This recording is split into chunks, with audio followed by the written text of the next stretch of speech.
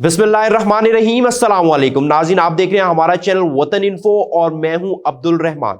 नाज़रीन, आपने चंद दिन पहले सोशल मीडिया पे देखा एक वीडियो वायरल हुई जिसमें एक लड़के और एक लड़की को कत्ल किया जा रहा है। आखिर कौन है ये लड़का और लड़की? इनका आपस में ताल्लुक क्या था? किसने इनको कत्ल करने का हुक्म दिया और इनको कत्ल क्यों किया गया?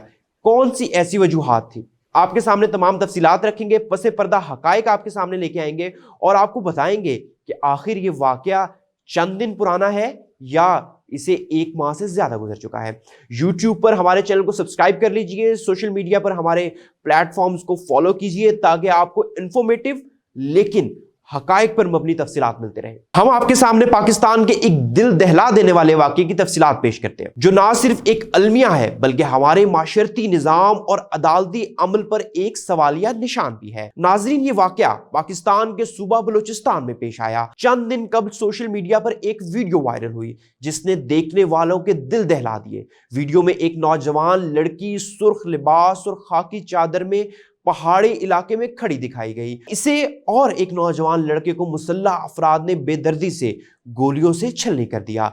लड़की का नाम बानो था जबकि बाज जराए के मुताबिक उसे शीतल भी कहा गया। इसके साथ मौजूद लड़के का नाम एहसान था।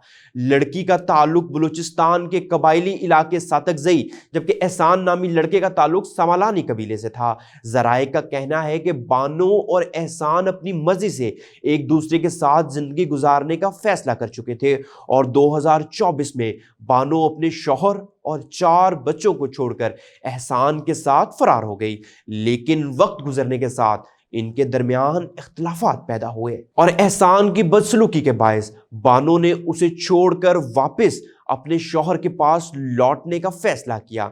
इसके बाद दोनों खानदानों में सुलह हो गई। शौहर और बच्चों ने बानो को दोबारा कबूल कर लिया, लेकिन इस कहानी का अंजाम अभी बाकी था। दूसरी जानिब एहसान एक करीबी इलाके में वाक़ एक सरदार के डेरे पर पनाह लिए हुए था। उससे यह बर्दाश्त ना हुआ कि बानो उसे छोड़कर आ गई है। जब सातकजई कबीले को इसकी मौजूदगी का इल्म हुआ तो उन्होंने इसे कत्ल करने का मंसूबा बनाया। मामला शिद्दत इख्तियार करने लगा तो मकामी सरदार ने कबायली जिरगा तलब किया। जिरगे में यह फैसला हुआ कि बानो और एहसान गैरत के खिलाफ अमल में मुलविस हैं, लिहाजा दोनों को मौत की सजा सुना दी गई। नाजरीन, वो वीडियो जिसने कौम को झिझोड़ कर रख दिया इस फैसले की अक्कासी करती है। वीडियो में दिखाया गया कि बानो और एहसान एक वीरान पहाड़ी इलाके में बंदूक के साए में खड़े थे। इनकी नजरें झुकी हुई थी मगर बानो के अल्फाज बुलंद और जुर्रतमंदाना थे। उसने कहा, आप मुझे सिर्फ गोली मार सकते हैं, इसके अलावा कुछ नहीं। ये उसकी आखिरी इल्तिजा थी, इसकी लाश की बेहुरमती ना की जाए। फिर उनसे कुरान मजीद ले लिया गया, दोनों को गोली मार दी गई। ये वाकया तकरीबन 40 दिन पुराना है, लेकिन वीडियो मंजर आम पर आने के बाद सोशल मीडिया पर शदीद रद्द-ए-अमल देखा गया। रियासती इदारे हरकत में आए और जिरगे के सरदार शेरबाज खान सातकजई को गिरफ्तार कर लिया गया। इसके अलावा मजीद 4 से 5 अफराद को मुकदमे में नामजद किया गया और उनकी गिरफ्तारी के लिए छापे मारे जा रहे हैं। इस वाक़े पर मारूफ तज्ज़ियाकार और सहाफ़ियों का कहना है कि कत्ल किसी सूरत जायज़ नहीं, लेकिन बानो और एहसान की जानिब से भी कानूनी और इखलाकी हदूद की खिलाफ वर्जी की गई। बानो ने बगैर तलाक के दूसरा रिश्ता कायम किया और एहसान ने एक शादीशुदा औरत को भगाने का जुर्म किया।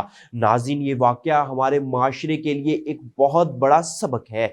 अगर बानो नाखुश थी तो उसे चाहिए था कि वो कानूनी रास्ता इख्तियार करते हुए तलाक लेती और फिर नई जिंदगी का आगाज करती। कानून, अदालत और इंसाफ का निज़ाम मौजूद है, लेकिन बदकिस्मती से आज भी कई इलाकों में जिरगे और खुद साख्ता फैसले इंसानी जानों के साथ खेल रहे हैं। हमें इस बात को समझना होगा कि सोशल मीडिया पर वायरल होने वाली वीडियो ने ही इंसाफ का दरवाज़ा खोला। अगर ये वीडियो सामने ना आती तो शायद आज भी कातिल आज़ाद घूम रहे होते। आखिर में एक अहम पैगाम, अल्लाह ताला हम सब की इज्जतों, जानों और हकूक़ की हिफाजत फरमाए और हमें ऐसा माशरा बनाने की तौफीक दे जहाँ इंसाफ हो, कानून की हुक्मरानी हो और औरत की इज्जत महफूज हो। अगर आप चाहते हैं कि ऐसे वाक़यात रुके तो आवाज़ उठाएं, علم پھیلائیں اور ظلم کے خلاف متحد ہو جائیں. ہماری ویڈیو کو لائک کیجئے گا، سبسکرائب کیجئے گا اور اپنی رائے سے ہمیں کمنٹ باکس میں آگاہ کیجئے گا. اپنا بہت سارا خیال رکھیے گا. اللہ حافظ.